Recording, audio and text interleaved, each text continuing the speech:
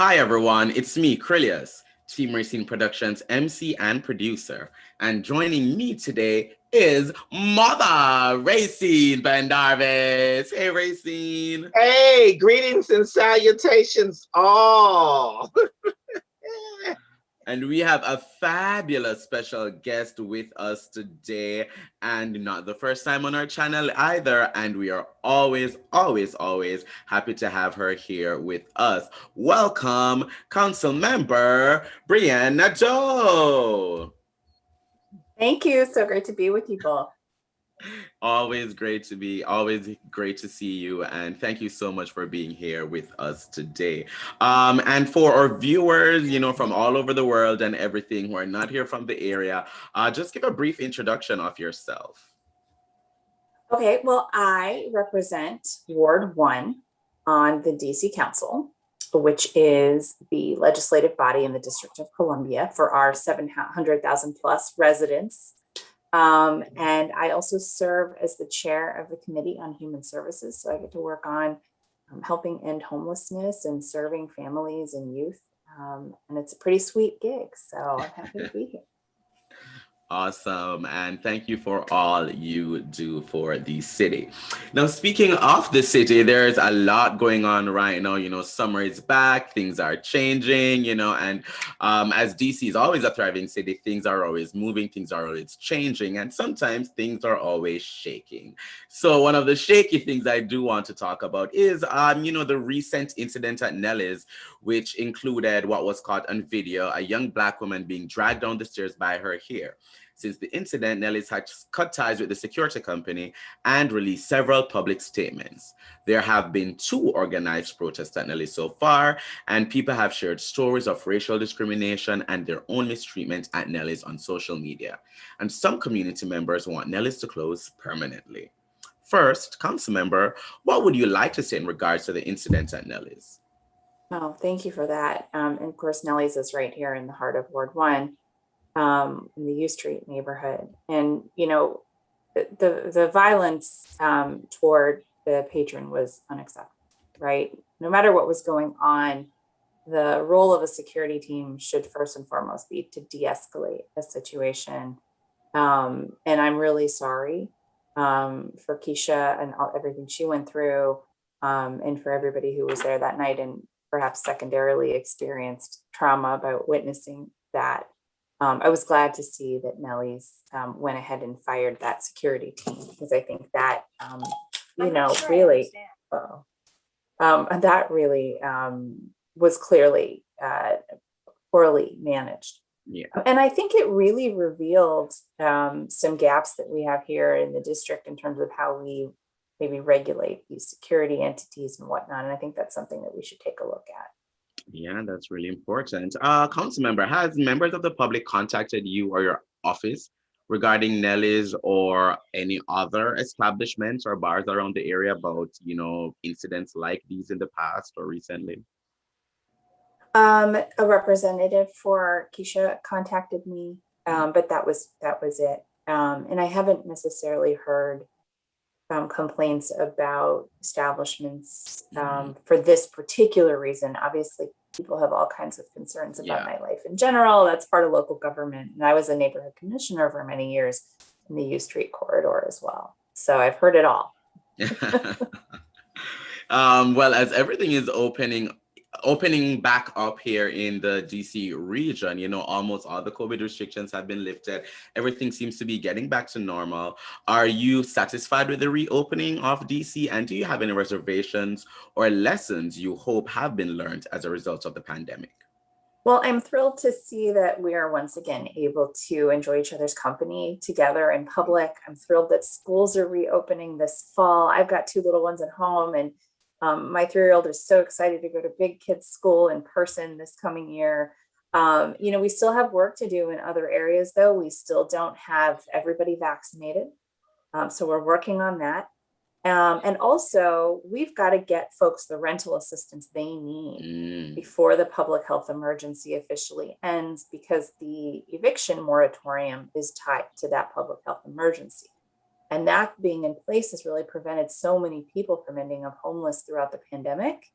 So I've been incredibly focused on making sure we get those rental assistance dollars to the people who need them most. We just had an opportunity Saturday at Cardozo High School with our community partners registering residents for that rental assistance, and we'll keep supporting those types of efforts until everyone's got the resources they need.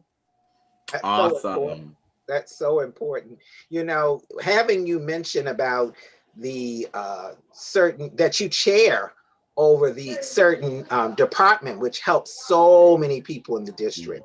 And when you talk about the homeless and the rate of homelessness in Washington, D.C., and how it affects everybody, everyone's affected by it. And I know the job is so overwhelming to sit and chair over a committee knowing that so many people are displaced. And then you hit the hammer on the nail about rental assistance, the importance of rental assistance, how if that is not in place, you will have more people who are homeless. Yes. And especially it's, you know, this summer, which is really, really hot already, you know, having people, it's the worst thing now to get evicted during a time like this, when, you know, today it's scorching out there. And so that is certainly something that we want to avoid. So, you know, that is really, really important for everybody here in the district. And speaking of the district, in a year, you know, next year is election season once again. And I know everyone's interested to know what your plans are for next year. I know we spoke just briefly before this and you said you already announced, actually. Not officially, but there was I think the city paper wrote something a couple of weeks ago about who's running. I do plan to run again. I'm very excited about the opportunity to continue serving the people of Ward 1 and on the Committee on Human Services. There's so much work to do to rebuild after this pandemic. People are really hurting. And even though I kept going on my core efforts throughout, you know, continuing to build affordable housing. It's important. It's so important. And so many things that homelessness, continue to support. Yeah. Everything you're talking about is all hitting the hammer on the nail. It's so important that you hit all the key points that are affecting the city and affecting so many people as a whole, that the continuation of the work. Yes, yes, yes. And as we are going forward, you know, into the year, I can't believe we're halfway through already. We've dealt with so much during the last year, and a lot in the first half of this year. What are your hopes for the rest of the year for, you know, the city as it deals with, you know, opening up back, you know, COVID, you know, people start going to places again, you know, entertainment places, venues, all of that, what are your hopes for that for the summer? Because that's a lot of people, and for the rest of the year, hopefully, everything goes well, especially now with this new Delta variant. Right. Well, you know, I think a few things. One is, you know, this has been a really horrible thing to have this public health emergency, this global pandemic. And if there's any bright side to come from it, I think it should be that we have all these federal funds coming to the District of Columbia that can allow us to really lift people up and help them end up better than when they started, right? End up better than they were, better off than before the pandemic. And that's what I seek to do with the funds that are in my committee. And I think that's really the way we need to be thinking as a government, because we are a very wealthy city in many ways, and yet there's a great imbalance. There are still so many people suffering. So one of the things that I'm working on this summer actually is raising taxes on the wealthiest to help fund programs for our most vulnerable people. So you'll see that in the next couple of weeks as part of our budget. And, you know, I can't get my head out of budget season right now because we're still working on it. And we will be throughout this summer, which is very unusual for us because normally we've wrapped up by Memorial Day or so. But I do hope to have some fun too.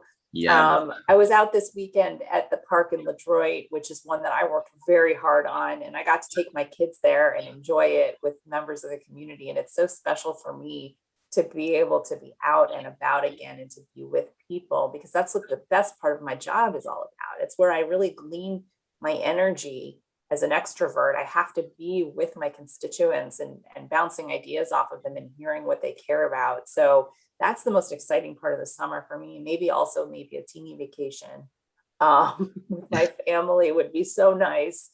But we're like back at it end of August because Zoe's got her pre-K orientation at the end of August. So. Oh. And the work never stops. And I just want to personally, before you leave us, thank you and all of your colleagues for honoring me. And that was such a wonderful surprise. And it came at a time when it lifted my spirit so very much. And my heart is still full, and I am still riding full of rainbows and unicorns and glitter and sunrise, because it is so wonderful. And it was so, and when you do the work in the community, you know how it is. You do it because you care. But moments like this, when the DC City Council, honored me, I was so full and I was so overjoyed. And I just want to thank you and all of your colleagues. That's what it's all about. We're so happy to honor you for all your great work. Thank you. Thank you. And thank you for joining us today. Always such a pleasure to catch up and, just to have you here and to be here. So thanks so much for being here today. Rayceen, you can take us out. Oh, so everyone watching, please get vaccinated so we can hug, we can love each other, and we can be in the presence of joy. Thank you all.